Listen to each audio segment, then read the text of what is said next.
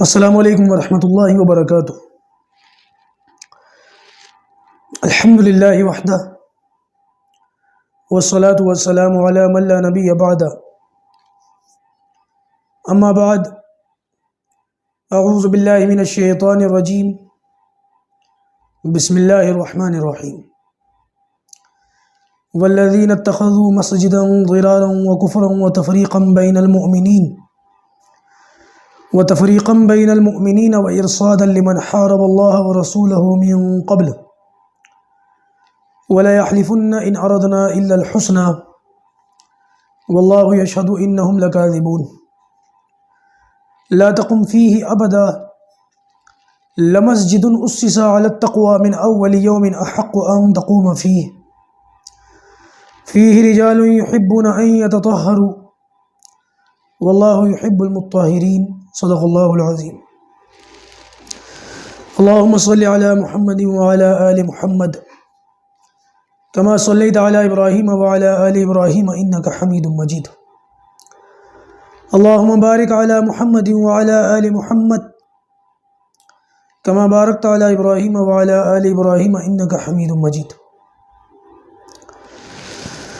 گزشتہ نشست میں مسجد کے متعلق، مسجد کی تعمیر، مسجد کے انتظامات، مسجد کی آبادی، اس متعلق گفتگو ہوئی تھی، اس کے فضائل اور اس کے متعلق جو احادیث اور آیات مبارکہ ہیں وہ میں نے آپ کے سامنے رکھی تھی۔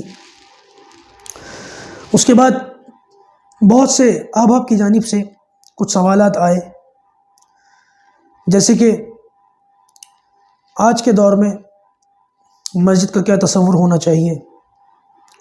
کسی نے پوچھا کہ بھئی وہ مسجد میں 5 وقتہ با جماعت نماز کے علاوہ بھی کوئی اور کام ہو سکتا ہے؟ کسی نے کہا بھی مسجد کے اندر نماز اور اعتکاف کے علاوہ کون سا ایسا کام ہے جو سب سے پہلے کیا جائے، نماز کے بعد سب سے پہلا کام جو مسجد میں کرنا چاہیے وہ کون سا ہے؟ تو یہ چند ایک سوالات آئے تھے، آج کی نشست میں انشاءاللہ ان کے جوابات دینے کی کوشش کروں گا۔ اللہ پاک حق بات کہنے کی توفیق عطا فرمائے، صحیح بات پر عمل کرنے کی توفیق عطا فرمائے۔ ایک طریقے سے دیکھا جائے تو یہ ہماری سیکنڈ لاسٹ نشست ہے، آخری، یعنی کہ دوسری۔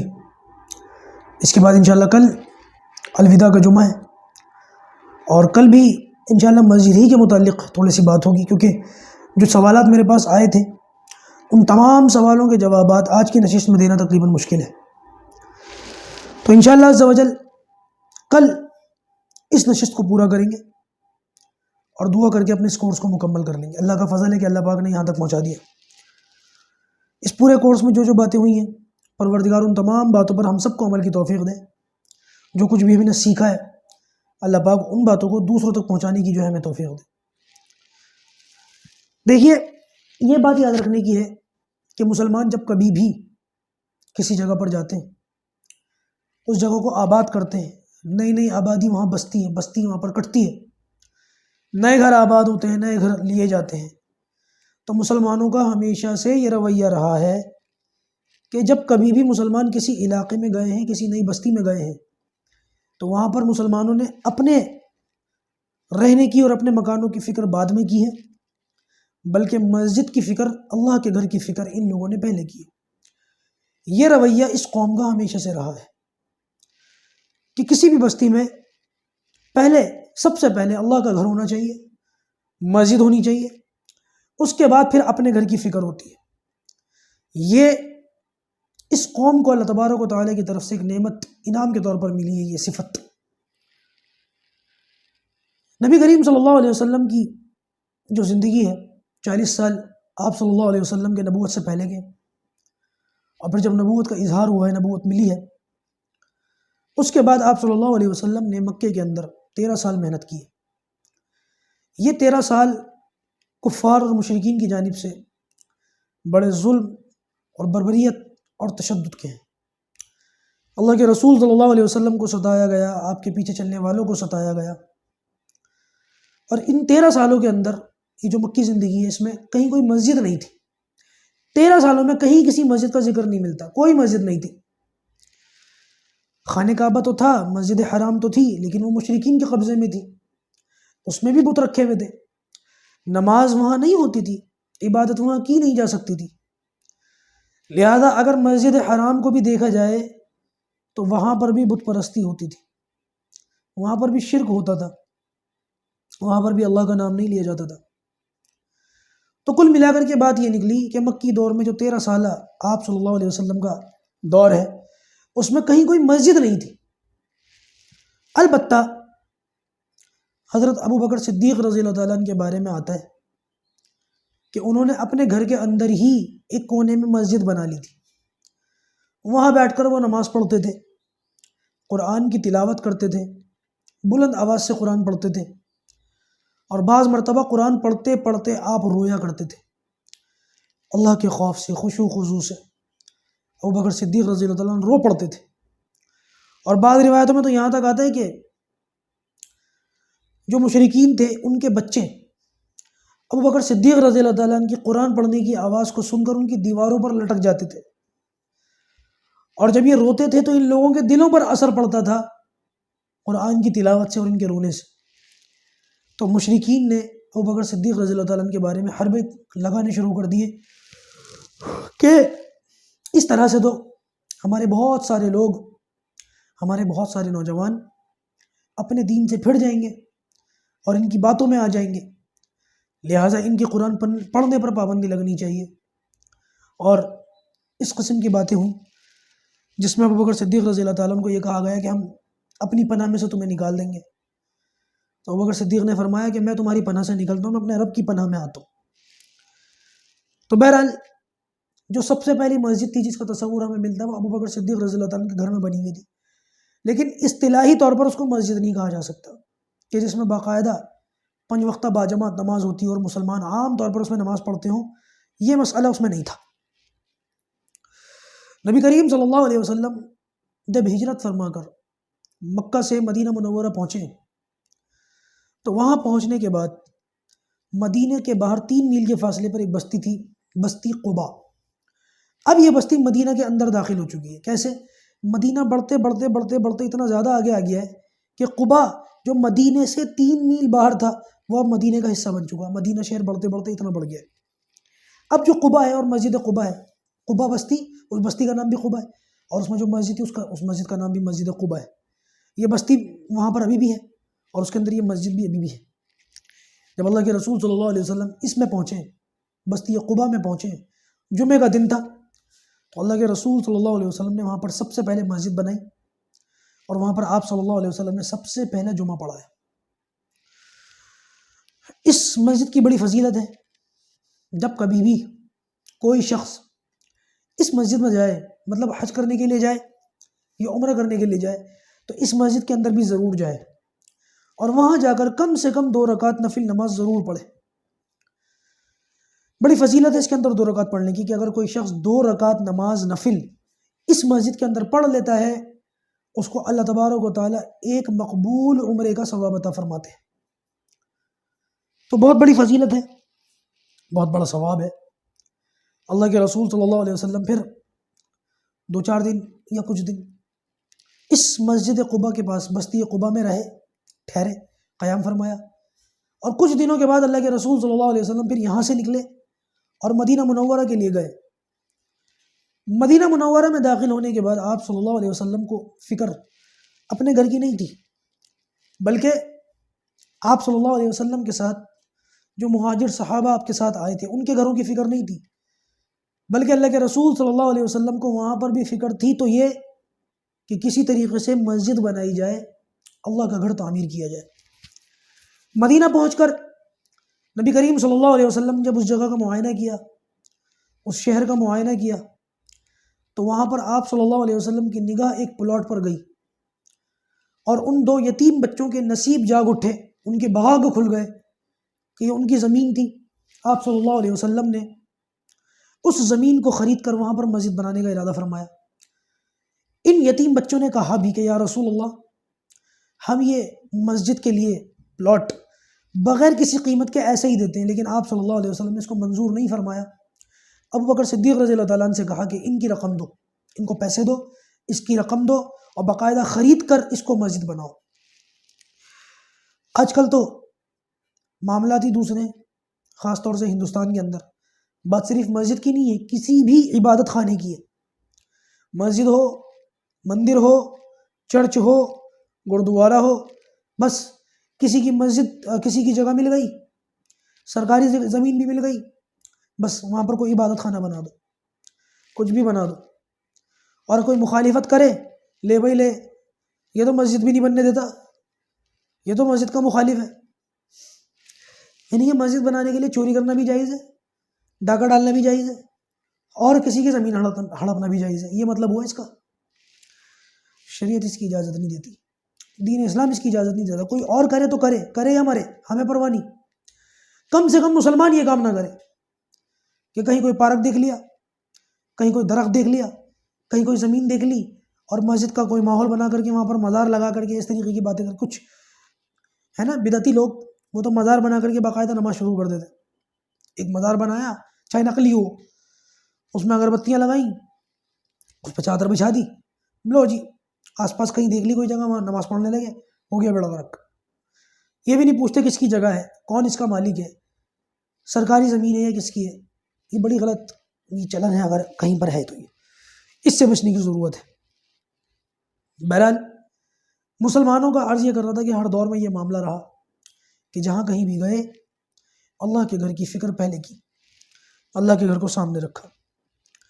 حضرت مولانا مفتی تقی عثمانی صاحب، حضرت کی کتاب ہے دنیا میرے آگے، بہت شاندار کتاب ہے، آپ سب کو پڑھنی چاہیے، اردو کے اندر ہے، دنیا میرے آگے۔ اور ایک کتاب اور ہے حضرت کی سفر در سفر، یہ دو کتابیں میں نے پڑھی ہیں، بہت مزہ آتا ہے حضرت کی دونوں کتابیں پڑھنے میں۔ تو یہ جو کتاب ہے دنیا میرے آگے، اس میں حضرت نے ایک واقعہ لکھا، کہتے ہیں کہ افریقہ کا ایک شہر ہے کیپ ٹاؤن، وہاں جانا ہوا، اور وہاں پر ایک مسجد دیکھی، اور اس مسجد کے وہاں کے لوگوں سے جب اس کی تاریخ پوچھی تو دنگ رہ گئے۔ بتانے والوں نے کہ 1700 کے قریب، یعنی کہ 17ویں صدی کی بات ہے، یہ 17ویں 18ویں صدی کی بات ہے۔ بہرحال افریقہ کے اندر دو طرح کے لوگ ہیں، گورے بھی ہیں، گورے افریقی، اور کالے بھی ہیں، کالے افریقی۔ تو یہ جو گورے ہیں ان کو ڈچ قوم کہا جاتا ہے، اور مزے کی بات یہ ہے کہ یہ جو ڈچ قوم ہے، گورے افریقی، یہ تعداد کے اندر بہت کم ہے، 5%، اور یہ جو کالے ہیں یہ تعداد کے اندر بہت زیادہ تھے، 95%۔ لیکن مسئلہ کیا تھا اس دور میں، وہاں کی معیشت، وہاں کی سیاست، وہاں کے معاملات، وہاں کی مارکیٹ، سب ان 5% گورے افریقیوں کے پاس تھے، اور وہاں پر گورے اور کالے کا جو معاملہ تھا اس کا بہت زیادہ فرق تھا، جیسے آج ہمارے یہاں ہندو مسلمان ہو رہا ہے آج بہت زیادہ۔ تو اس پر نفرتیں، اس پر سیاست، اور اس پر جو ہے دھڑ پکڑ، بہت برا حال تھا۔ ان 5% گورے افریقیوں نے بڑی ظالمانہ اور تشدد والے طریقے سے ان 95% کالے افریقیوں پر حکومت کی، ظلم کیا۔ اور یہ جو کالے افریقی تھے یہ بار بار کوشش کرتے تھے کہ کسی طریقے سے جو ہے وہ معاملہ ختم ہو جائے اور ہم آزاد ہو جائیں، بار بار آزادی کی کوششیں ہوتی تھی، تحریکیں اٹھتی تھی۔ تو ان لوگوں نے یہ دیکھا کہ ان کالے افریقیوں میں جو بار بار کوششیں اٹھتی ہیں، ان میں کچھ لوگ ایسے ہیں جو ان کو گائیڈ کر رہے ہیں، ان کو لیڈ کر رہے ہیں۔ وہ 300 کے قریب لوگ تھے، اکثر مسلمان تھے۔ ان سب کو اٹھا کر کے افریقہ کے شہر کیپ ٹاؤن میں لایا گیا، اور یہاں ان کو قید کر دیا گیا، تاکہ یہ جو جتنے باقی کالے لوگ ہیں ان کے اندر آزادی کی جو ہے نا للک نہ اٹھے، ہڑک نہ اٹھے۔ لہٰذا یہ جو 300 لوگ تھے یہ صبح سے لے کے شام تک مزدوری کرتے تھے، محنت کرتے تھے، غلامی کرتے تھے، اور نماز پڑھنے کی ان کو اجازت نہیں تھی، کیونکہ زیادہ تر مسلمان تھے۔ نماز پڑھنے کی، بہرحال عبادت کرنے کی اجازت نہیں تھی۔ تو ان کے بارے میں وہاں کے لوگوں نے بتایا، مفتی تقی عثمانی صاحب لکھتے ہیں اس کتاب کے اندر کہ وہاں کے لوگوں نے بتایا کہ وہ لوگ کیا کرتے تھے کہ جب رات میں ان کے جو چوکیدار، ان پر نظر رکھنے والے جو ہوتے تھے، نگراں وغیرہ، جب وہ گہری نیند میں سوتے تھے اس وقت یہ لوگ اٹھتے تھے، اور ایک اوپر چھوٹی سی پہاڑی سی بنی ہوئی تھی، پہاڑی درہ وہ تھا، وہ بنا ہوا تھا، اس کے اوپر بیٹھ کر یہ پورے دن کی 5 نمازیں ان کی قضا کرتے تھے، اور قضا کرنے کے بعد اللہ تعالیٰ سے کہتے تھے کہ یا اللہ تو جانتا ہے کہ ہم نے یہ نمازیں جان بوجھ کے قضا نہیں کی، ہم مجبور ہیں، ہمیں پریشان کیا جا رہا ہے، ستایا جا رہا ہے، لہٰذا اے پروردگار اب ہم ان نمازوں کی قضا کرتے ہیں تو ہمیں معاف فرما۔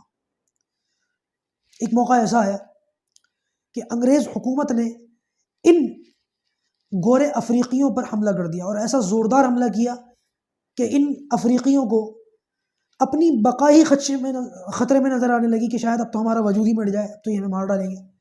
لہٰذا ان کو فوجی اسلحے کی، فوج کی ضرورت تھی، لوگوں کی ضرورت تھی جو فوج کی طرح ان کے ساتھ مل کر کے لڑیں. ان لوگوں نے ان 95% لوگوں سے یہ کہا، تجویز پیش کی کہ تم ہمارے ساتھ مل کر ان کا مقابلہ کرو، بدلے میں جو تم چاہتے ہو تمہیں ملے گا. قربان جائیے ان لوگوں پر کہ وہ لوگ اگر چاہتے تو اس کے بدلے میں اپنی آزادی مانگ سکتے تھے اور بہت کچھ ان لوگوں سے مطالبہ رکھ سکتے تھے، اپنے بیوی بچوں کے لیے، اپنے لیے، انسانی حقوق کے لیے، کچھ نہ کچھ اپنا دنیاوی اعتبار سے یا انسانی اعتبار سے کوئی کام، کوئی بات ان کے سامنے رکھ سکتے تھے، کوئی شرط لگا سکتے تھے. لیکن ان لوگوں نے مانگا تو کیا مانگا؟ صرف اتنا مانگا کہ ہم تمہارے ساتھ لڑیں گے، اگر ہمیں فتح مل جائے تو ہمیں صرف ایک مسجد بنانے کی اجازت دے دینا جہاں پر ہم لوگ کھڑے ہو کر کے 5 وقتہ نماز ادا کر سکیں. لہٰذا ہوا بھی یہی، یہ لوگ گئے اور لڑے، اور لڑنے کے بعد جب ان لوگوں نے اس قوم سے مقابلہ کیا انگریزوں سے، اللہ تعالیٰ نے ان کو فتح دے دی، جس کے نتیجے میں ان کو مسجد بنانے کی اجازت ملی اور یہ 5 وقتہ باجماعت نماز اپنے اپنے وقت پر پڑھنے لگے. آج تک وہ مسجد قائم ہے. اگر کبھی موقع لگے نا کیپ ٹاؤن میں جا کر افریقہ کے شہر کیپ ٹاؤن میں جا کر دیکھنے کا، تو وہاں اس منظر کو ضرور دیکھنا چاہیے. بہرحال یہ معاملہ مسلمانوں کا اپنی مسجدوں کے ساتھ محبت کا. آج کل تو ہمیں ذرا زیادہ جوش آ رہا ہے نا، رمضان میں مسجد آباد ہے، عید کے بعد یہ جوش ختم ہو جاتا ہے، یہ محبت ختم ہو جاتی ہے. دوستوں کوشش یہ کیجیے کہ یہ محبت عید کے بعد بھی برقرار رہے، پورا سال برقرار رہے، ساری زندگی مسجدوں کو آباد رکھنے کی ہمیں توفیق ہو، کوشش ہو. اچھا بھائی، ایک ساتھی نے سوال پوچھا تھا کہ اگر مسجد میں 5 وقتہ نماز کے علاوہ بھی کوئی کام ہونا چاہیے تو کیا ہونا چاہیے؟ کون سا ایسا کام ہے جو مسجد میں ہونا چاہیے؟ تو بھائی دیکھو، مسجد کے اندر بہت سے ایسے کام ہیں جو ہو سکتے ہیں. سب سے پہلے رفاہی کام، غریبوں کے ضروریات کو پورا کرنے کا ایک سلسلہ مسجد سے ہو سکتا ہے. آج کل ہمارے یہاں کیا ہوتا ہے، مسجد کے اندر 5 وقتہ نماز پڑھو، تالا ڈالو، نماز پڑھو، مسجد کو بند کرو. کیوں؟ پہلے تو ایسا نہیں تھا، مسجدیں بند نہیں ہوتی تھی. اب مسجد کے اندر سامان اتنا کر دیا ہے، اتنی 50,000 کی گھڑی لٹکی ہوئی ہے اور وہ 20,000 کا جھومر لٹکا ہوا ہے، اور پھر یہ ظاہر سی بات ہے کہ ان کی حفاظت کے چکر میں مسجد کو تالا لگانا پڑتا ہے. ہر وقت تو کوئی بیٹھ نہیں سکتا، تو وہ رات میں اگر کوئی آ جائے یا دن میں نماز کے علاوہ کے وقت میں کوئی آ جائے تو اس بیچارے کو مسجد کے اندر جانے کی اجازت ہی نہیں ملتی کیونکہ تالا لگا ہوا ہے. سامان کی حفاظت کی وجہ سے یہ سب ہوتا ہے، جس کی وجہ سے بہت لوگوں کو پریشانی ہوتی. تو سب سے پہلا کام جو مسجد سے ہو سکتا ہے 5 وقتہ نماز کے علاوہ، وہ ہے رفاہی کام. غریبوں کی ضرورت کو پورا کرنے کا جو ایک باقاعدہ سلسلہ ہو سکتا ہے وہ مسجد سے ہو سکتا ہے، اور یہاں سے بہت اچھے طریقے سے جو ہے کام ہو سکتے ہیں. نبی کریم صلی اللہ علیہ وسلم کے دور مبارک میں یہ کام ہوا تھا. کوئی غریب صحابی آتے تھے نا تو اللہ کے رسول صلی اللہ علیہ وسلم خطبے کے بیچ میں ان سے کھڑے ہو کے کہتے تھے، کھڑے ہو، نماز پڑھو، اور وہ کھڑے ہو کے نماز پڑھتے تھے. دراصل آپ صلی اللہ علیہ وسلم کو ان کو کھڑے کر کے نماز پڑھنے کا حکم دینا ان کی نماز کی فرضیت کے واجبت کے لیے نہیں تھا، بلکہ اس لیے تھا کہ یہ غریب آدمی ہے، لوگوں سے خود تو مانگے گا نہیں لیکن ضرورت مند ہے، لہٰذا جب بیچ میں کھڑے ہو کر کے نماز پڑھے گا اور لوگ اس کی حالت دیکھیں گے تو خود اس کی مدد کریں گے. یہ کام مسجد سے ہوتا تھا، یہ کام اللہ کے رسول صلی اللہ علیہ وسلم کے زمانے مبارک سے مسجد کے اندر ہوتا تھا. جو لوگ زخمی ہوتے تھے، جہادی مہم میں سے واپس آتے تھے، زخمی ہوتے تھے، ان کی مرہم پٹی کا انتظام مسجد کے اندر ہوتا تھا. مسجد کے اندر زخمی لوگوں کی مرہم پٹی کی جاتی تھی، ان کی دوا اور ان کے علاج معالجے کے لیے جو شکلیں اور صورتیں اختیار کی جاتی تھی. باقاعدہ جہادی مشقیں ہوتی تھی مسجد کے اندر. وہ آتا نا کہ کچھ حبشی کرتب دکھا رہے تھے، امی عائشہ صدیقہ رضی اللہ تعالیٰ عنہ اللہ کے رسول صلی اللہ علیہ وسلم کے کمر کے پیچھے، چادر کے پیچھے سے جو ہے وہ دیکھ رہے تھے. آپ صلی اللہ علیہ وسلم نے امی عائشہ کو اپنی پیچھے لیا، اوٹ میں پیچھے سے چادر ڈال دی، اور امی عائشہ اس چادر میں سے اللہ کے رسول کے پیچھے سے وہ دیکھ رہی تھی منظر، اور اللہ کے رسول بہت دیر تک کھڑے رہے. آپ نے کچھ دیر کے بعد فرمایا، عائشہ بس کہیں اور دیکھنا ہے. اللہ کے رسول کے پیروں میں بھی جو ہے تکلیف ہوئی، لیکن اللہ کے رسول صلی اللہ علیہ وسلم نے اس طریقے سے بیوی کے لاڈ فرمائے. مسئلہ کہنے کا یہ باقاعدہ جہادی مشقیں بھی ہوتی تھی، اور جہاد کے لیے لشکر وہاں سے روانہ ہوتے تھے مسجد نبوی سے. تو لہٰذا یہ جو مسجد تھی یہ ایک وقت میں عدالت بھی تھی، مرکز بھی تھا، خانقاہ بھی تھی، رفاہی کام بھی یہاں ہوتے تھے، عدالتیں بھی لگتی تھی، مرہم پٹی بھی یہاں ہوتی تھی. جنگی قیدیوں کو لا کر کے یہاں رکھا جاتا تھا. جو شخص قیدی بنا کر کے جنگ کے اندر لایا جاتا تھا اس کو مسجد کے در سے، ستون سے باندھ دیا جاتا تھا، وہاں پر اس کو باقاعدہ رکھا جاتا تھا. اور ظلم نہیں ہوتا تھا، باقاعدہ کھانے پینے کو دیا جاتا تھا. یہی وجہ ہے کہ حسن سلوک دیکھ کر بہت سارے لوگ مسلمان ہو جاتے تھے. قیدی بن کر آتے تھے لیکن اپنی مرضی سے پھر اسلام قبول کر کے واپس نہیں جاتے تھے. اللہ کے رسول ہمیں آپ کے پاس ہی رہنا یا رسول اللہ. ایسے بھی لوگ تھے. بہرحال عرض یہ کر رہا تھا کہ مسجد کے اندر یہ سارے کام ہیں جو آج بھی ہو سکتے ہیں. کتنے جھگڑے ایسے ہیں، کاروباری جھگڑے، پارٹنرشپ والے جھگڑے، میاں بیوی کے جھگڑے، وراثت کے جھگڑے، وصیت کے جھگڑے، معاملات کے، معاشرت کے، لین دین کے جھگڑے. یہ سارے معاملات عدالتی سطح پر مسجد کے اندر حل ہو سکتے ہیں. کتنے ہائی کورٹ اور سپریم کورٹ کے اندر کیسز جانے سے بچ جائیں گے. اور مسلمانوں کی ریشو جو ہے نا ان جگہوں پر جانے سے بچے گی. ایک اچھا میسج جائے گا کہ اس قوم کے معاملات ہمارے پاس زیادہ آتے ہی نہیں ہیں. غیروں کے پاس تو یہ مسئلہ یہ میسج جائے گا کہ ان کے تو جھگڑے ہوتے ہی نہیں. مسجد کے لیول پر اگر ان جھگڑوں کو سلٹا لیا جائے، مسجد کے لیول پر اگر ان جھگڑوں کو ختم کر لیا جائے. میرے دوستوں، آپ میں سے جتنے لوگ میری یہ باتیں سن رہے ہیں، جا کر اپنی اپنی مسجدوں میں مقامی لوگوں سے بات کیجیے، انتظامیہ سے بات کیجیے، اور یہ کام باقاعدہ زمینی سطح پر مسجدوں میں شروع کروائیے. سارے کام شروع نہ ہو، سب میں سے ایک شروع ہو جائے. کہیں پر عدالتی کام شروع ہو جائے، کہیں پر رفاہی کام شروع ہو جائے، کوئی ایک کام شروع ہو جائے، کچھ تو ہو. آگے پھر جب اللہ تعالیٰ بنیاد ڈال دے گا تو انشاءاللہ دوسرے کام بھی کر لینا. لیکن کرو تو صحیح. صرف 5 وقتہ نماز پڑھ کے اس میں تالا ڈالنا، یہ کہاں کی جو ہے عقل مندی. لہٰذا اس کے لیے فکر کریں. دوسری بات، یہ سب سے پہلا کام جو مسجد کے اندر ہونا چاہیے، ایک تو یہ کہ رفاہی کام، اور یہ جتنے میں نے کام بتائے یہ سارے کام ہیں، لیکن ان میں جو سب سے پہلا کام ہے، سب سے اونچا کام ہے، سر فہرست جو کام آتا ہے وہ کیا ہے؟ وہ ہے کہ مسلمانوں کی اجتماعیت، مسلمانوں کے اندر آپس میں اتفاق، اتحاد، یہ پیدا کرنے کی صورت بنائی جائے، یہ قائم کیا جائے. کسی طریقے سے اجتماعیت مسلمانوں کی وہ زندہ کی جائے. میں تو بلکہ مسجد کے اندر ایک سے زیادہ تراویح ہونے کو بھی پسند نہیں کرتا. میری اپنی پرسنل رائے، جا کے علماء کو دکھائیں میری یہ ویڈیو کہ دیکھیں مفتی وسیم یہ کہتا ہے. کیوں کہتا ہوں میں اس بات کو؟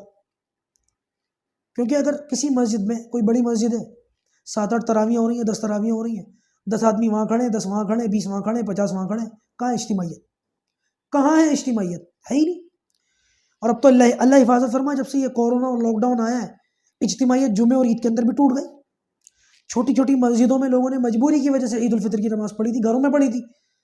لیکن جن چھوٹی مسجدوں میں جہاں پر عید کی نماز نہیں ہوتی تھی، ان لوگوں نے بھی اب عید کی نماز کا اعلان کر دیا. اس سال 40 گز کی مسجد، 35 گز کی مسجد عید کی نماز پڑھا رہے ہیں. اجتماعیت ٹوٹے گی نہیں؟ جامع مسجد کی حیثیت کیا رہی؟ پھر کیا مقام رہا جامع مسجد کا؟ کیا ویلیو رہی اس مسجد کی؟ 35 گز کی مسجد میں لوگ عید کی نماز پڑھ رہے ہیں. حالانکہ وہ ایک الگ بات ہے کہ اللہ کے رسول صلی اللہ علیہ وسلم نے مسجد کے اندر کبھی عید کی نماز نہیں پڑھی. ایک بڑے کھلے میدان کے اندر عید کی نماز پڑھی جاتی تھی، جہاں پر سارے مسلمان جمع ہو جاتے تھے. یہ چیز بھی ہمارے اندر سے ختم ہو گئی. پہلے پارکوں سے اور کسی بڑے علاقے سے نکل کر عید کی نماز مسجدوں میں آ گئی، اور پھر مسجدوں سے اتنی چھوٹی چھوٹی مسجدوں میں آ گئی. اب تو مجھے ڈر لگتا ہے کل کل آپ کو کوئی فتویٰ دے دے گا کہ ہاں جی عید کی نماز گھر پہ پڑھنا بھی جائز ہے، لوگ گھروں میں پڑھ لیں گے. اجتماعیت کو زندہ کرو دوستو، اجتماعیت. اور اجتماعیت کیسے زندہ ہوگی؟ 5 وقتہ باجماعت مسجد کے اندر نماز پڑھنے سے. جب ہم 5 نمازیں مسجد کے اندر پڑھیں گے، اور اگر کوئی شخص کسی وجہ سے مسجد میں نہیں آ سکے گا کسی نماز میں، تو لوگ سوال کریں گے وہ صاحب کہاں ہے؟ وہ تو نظر آتے تھے، پابندی سے مسجد میں جوڑتے تھے. ہوتا ہی نہیں ہوتا ایسا. پھر اس کے گھر جاتے، اس کی طبیعت پوچھتے، اس کا حال چال پوچھتے، پریشان ہوتے تو اس کے کام آتے. یہ ہے اجتماعیت. اجتماعیت بہت بڑی چیز ہے دوستو. اس کے علاوہ مسجد کے اندر ایک کام اور ہو سکتا ہے، وہ ہے کہ تہجد کی نماز مسجد میں پڑھی جائے. ٹھیک ہے، نفل نمازیں گھروں میں پڑھنی چاہیے، تہجد کی نماز بھی گھر میں پڑھنی چاہیے، لیکن اس کا یہ مطلب نہیں ہے کہ مسجد میں بالکل نہ پڑھو. مسجد میں بھی تھوڑی بہت نفل نمازیں اور تہجد کی نماز ہونی چاہیے. اس کا اگر اہتمام کریں اور اس کی کوشش کریں تو یہ بہت اچھا رہے گا. اس کے علاوہ دین کی اشاعت، دیکھیے دین کی جو اشاعت ہے اس کا ذریعہ سب سے زیادہ مسجدیں بنی ہیں. اور یہ بات صرف مسلمان نہیں کہتے، غیر ایمان والے بھی اس بات کو کہتے ہیں کہ جہاں کہیں بھی، جس بستی میں بھی، جس علاقے میں بھی دین پھیلا اور دین کی صدائیں گئیں، وہاں پر دین کے پھیلنے کا جو ذریعہ بنا، جو چیز ذریعہ بنی، وہ مسجد بنی. ایک ڈاکٹر ہے، ڈاکٹر T.W. آرنٹ، اس کی کتاب ہے دا پریچنگ آف اسلام. اس کے اندر باقاعدہ اس نے اس بات کا اقرار کیا ہے کہ مسلمانوں کی مسجدیں یہ مرکزی کردار ادا کرتی ہیں ان کے دین کے پھیلنے میں. سمجھو اس کی اہمیت کو، سمجھو اس کے مقام کو. یہ صرف 5 وقتہ نماز پڑھنے کے لیے نہیں ہے، اس میں اور بہت سارے کام آپ لوگ کر سکتے ہیں. کوشش تو کیجیے. ہمارے یہاں پرانے دلی میں ایک مسجد ہے، مسجد سید فیض الہی، ترکمان گیٹ پر، میرے گھر کے بہت قریب ہے. وہاں پر باقاعدہ یہ رفاہی کام شروع ہوئے، اور جو ہے وہ بیمار لوگوں کو اور پریشان لوگوں کو باقاعدہ وہاں سے دوائیاں دی جاتی ہیں فری میں، فری آف کاسٹ، یا پتہ نہیں کچھ لیتے ہیں تو بہت کم لیتے ہیں، لیکن وہ لینا بھی فری کے برابر ہی ہے یا ہے ہی فری، دیکھ کر اتنا دل خوش ہوتا ہے کہ چلو کسی نے تو عمل شروع کیا۔ لیکن وہی مصیبت کہ یہ چیز ایک جگہ سمٹ کر رہ گئی، اس کو دیکھ کر، اس کو جو ہے بنیاد بنا کر، مثال بنا کر کہیں اور بھی یہ کام شروع ہوتے، ابھی تک ایسا کوئی سلسلہ سامنے نہیں آیا۔ لہٰذا دوستو اس بات کی فکر کریں اور ان چیزوں کو جو ہے زندہ کرنے کی کوشش اور فکر میں لگ جائیں۔ انشاءاللہ اس متعلق باتیں اور بھی، لیکن وہ کل آپ کے سامنے عرض کروں گا۔ اللہ پاک جو کہا گیا سنا گیا ہم اس پر عمل کرنے کی توفیق عطا فرمائے۔ السلام علیکم ورحمۃ اللہ وبرکاتہ۔